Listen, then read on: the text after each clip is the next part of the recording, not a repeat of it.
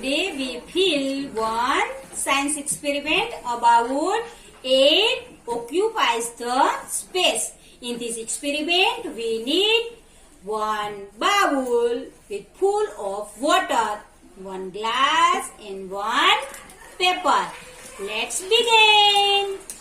Jian crush the paper and put into the glass. Now slowly put the glass into the water.